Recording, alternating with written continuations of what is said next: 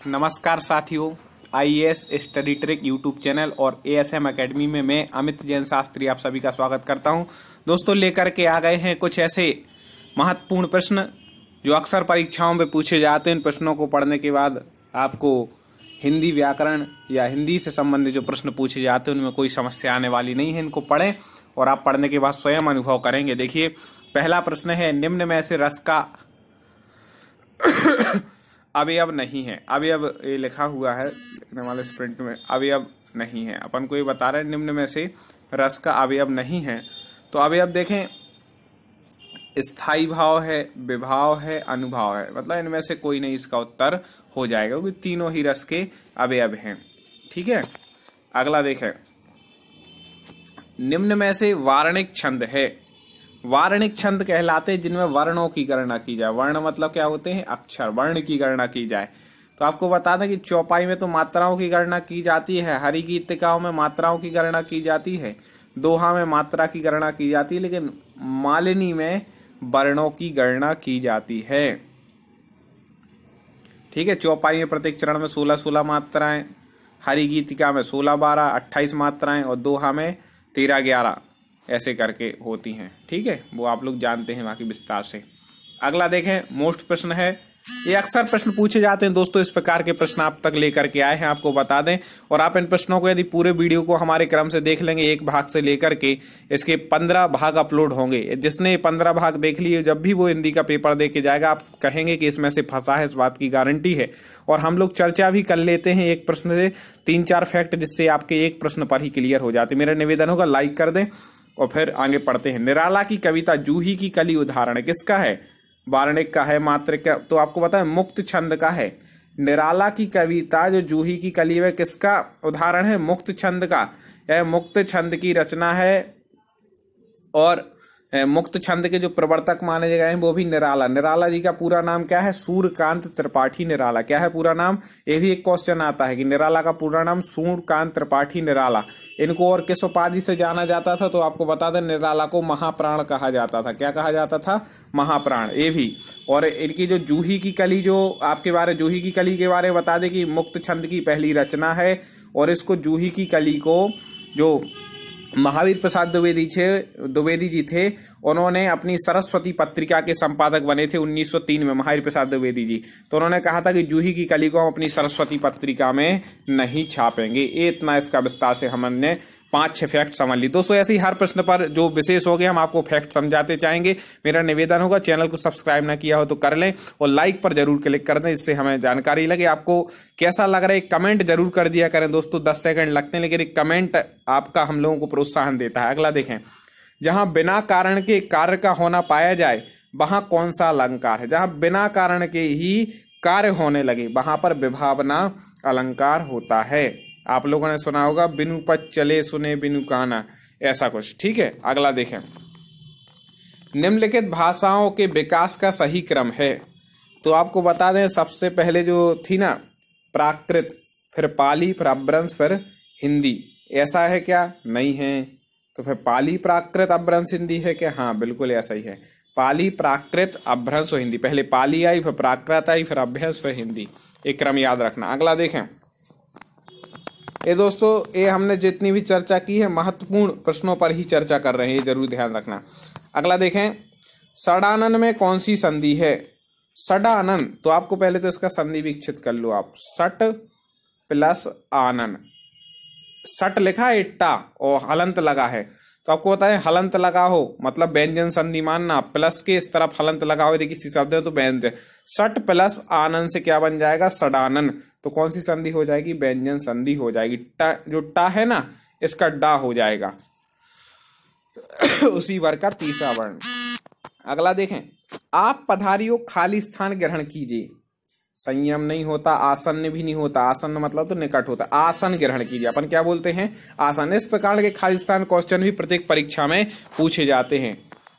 अगला देखें, देखी सुदामा की दीन दशा करुणा करी के करुणा निधि रोए में कौन सा अलंकार है? अब सीधी सीधी की दीन दशा देख रहे हैं, करुणा कर रहे हैं, रो रहे हैं, तो कौन सा अलंकार होगा? करुण अलंकार ही हो जाएगा। अगला देखें, रमणीयार्थ प्रतिपादकः काव्यम किस आचार की परिभाषा है? रमणीयार्थ प्रतिपादकः काव्यम किसकी परिभाषा है? तो आपको बता दें जगन्नाथ जी की परिभाषा है, अक्सर पूछी जाने वाली परिभाषा है। अंधों में खालिस्तान राजा लोकोक्ति पूर्ण कीजिए, तो आपको बता दें कि अंधों में कौन राजा? कान्हा राजा। अंधों में कौन राजा? कान्हा राजा, याद रखना। अगला देखें, कम उम्र में अधिक बुद्धि होना के लिए मुहावरा है, मतलब पेट में दाढ़ी होना।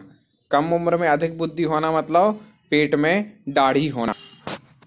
चलिए अगला देखते हैं, वाक्य की समाप्ति पर कौन सा चिन्ह लगता है? तो जब वाक्य पूरा हो जाता है ना तो पूर्ण विराम चिन्ह लगाते हैं। कौन सा लगाते हैं?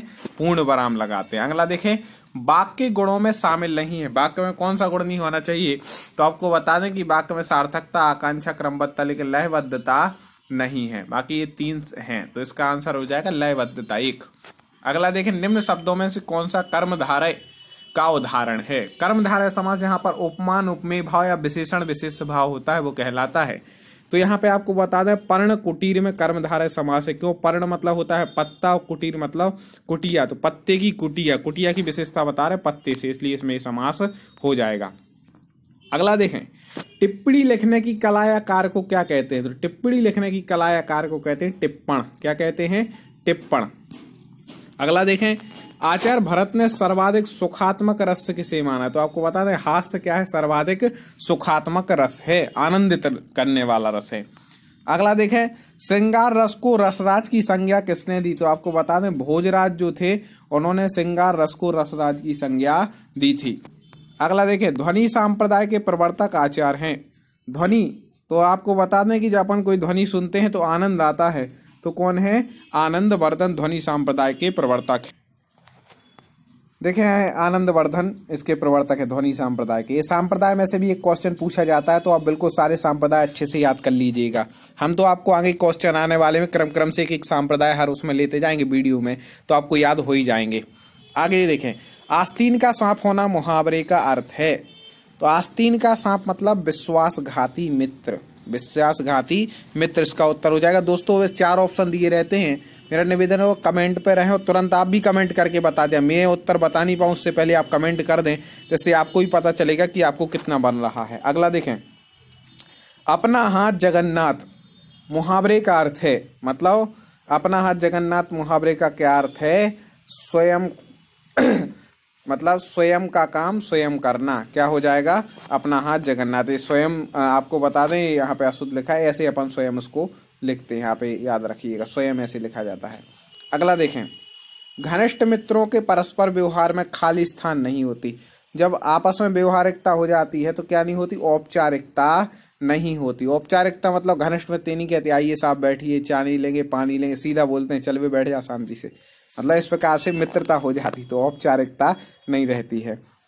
मैं आपसे सहमत नहीं हूँ वाक्य है, कैसा है? सहमत नहीं, निषेधवाचक वाक्य है। अगला देखें, घुड़सवार में कौन सा समास है? घुड़सवार मतलब घोड़े पर सवार, तो पर आ गया मतलब अधिकरण तत्पुरुष, अर्थात तत्पुरुष समास इसमें हो जाएगा। आगे देखते हैं, अन्वय शब्द में कौन सा उपसर्ग है? अन्वय में आपको बता दें अनु उपसर्ग है। कई लोग गलती से अन भी लगाते, नहीं भैया, इसका बनेगा आप देखें अनु धन अय, इससे क्या बनेगा? अन्वय। ये यण संधि का उदाहरण है और इसमें उपसर्ग कौन सा है? अनु उपसर्ग इसमें होता है, इसको याद रखना है। बिल्कुल दोस्तों, अच्छे लग रहे हो क्वेश्चन और इसी प्रकार के आपके क्वेश्चन आगे भी चाहिए तो मेरा निवेदन लाइक कमेंट जरूर करें और वीडियो को शेयर करके अपने दोस्तों तक पहुंचाएं। देखें, भानुदय में, भानु प्लस उदय में कौन सी संधि है? तो ऊ के बाद ऊ आ रहा है तो बड़ा ऊ हो जाएगा दीर्घ स्वर संधि में, तो क्या बन जाएगा? भानुद्वय। कौन सी है? दीर्घ स्वर संधि है। और अगला देखें, नीरव में कौन सी संधि है? तो नीरव में आपको बता दें कौन सी है? विसर्ग संधि है। क्यों है? इसका संधि विच्छेद क्या होगा? तो आपको बता दें निहि प्लस रव, तो ठीक है विसर्ग का लोप हो जाएगा, छोटी ही का बड़ी ही हो जाएगा, तो बन जाएगा नीरव। निम्न में स्त्री प्रत्यय नहीं है। स्त्री प्रत्यय मतलब जिस प्रत्यय को लगा करके शब्द स्त्रीलिंग बन जाता है वो क्या कहलाता है? स्त्री प्रत्यय। से आ दिया है बड़ा, तो सुत में बड़ा जोड़ दो सुता बन जाता है, तो स्त्री प्रत्यय है।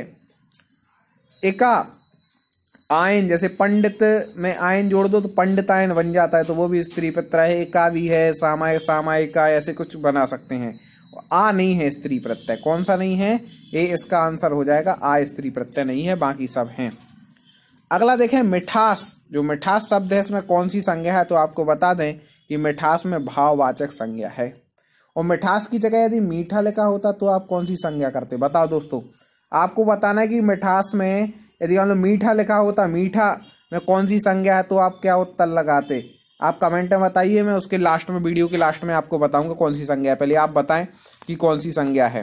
दोस्तों लाइक जरूर करें और इसी तरह के क्वेश्चन आप आगे भी चाहते हो तो हमसे जुड़ते रहें, आगे और वीडियो आप तक इसी प्रकार के पहुंचते रहेंगे। दोस्तों आपने बता दिया होगा कि मिठास में कौन सी संज्ञा है, मीठा में कौन सी संज्ञा है। तो मैं आपको बता दूं कि मीठा में जो है कौन सी संज्ञा है, वह गुणवाचक संज्ञा है, क्योंकि मीठा एक क्या है? गुण है। मैं एक और प्रश्न आप लोगों को दोस्तों दे रहा हूं, एक संधि से कि आपको बताना है कि कौन सी संधि है। तो आपको बता दें सन्निकट में कौन सी संधि है, क्या बताना है आपको? अगले वीडियो में आपको उत्तर बताऊंगा, इसमें आप कमेंट में बताएं सन्निकट में कौन सी संधि है। और मैं उन लोगों को विशेष में उनके कमेंट लाइक करूंगा जो इसका विच्छेद भी बता देंगे कि इसका संधि विच्छेद क्या होगा और कौन सी संधि है। तो ये आप लोग बताएं और हमसे इसी तरह जुड़े रहें। और भी बहुत सारे वीडियो हमारे डल चुके हैं, प्ले लिस्ट में जाकर के क्रम से भाग 1, 2, 3, 4, 5 आप देखें। इन क्वेश्चनों को देखने के बाद आपको लगेगा कि हिंदी व्याकरण बहुत अच्छे तरीके से आपसे बन रही है, विस्तार से चर्चा भी की गई है। और प्रश्नों में तो आपको अच्छे अच्छे फैक्ट जो अक्सर पूछे जाते हैं, ऐसे प्रश्न आप तक लेकर के आए हैं। पुनः अगले वीडियो के साथ अगले दिन आपके पास उपस्थित होंगे। इसी तरह हमसे जुड़े रहें, वीडियो का इंतजार करें। जय हिंद।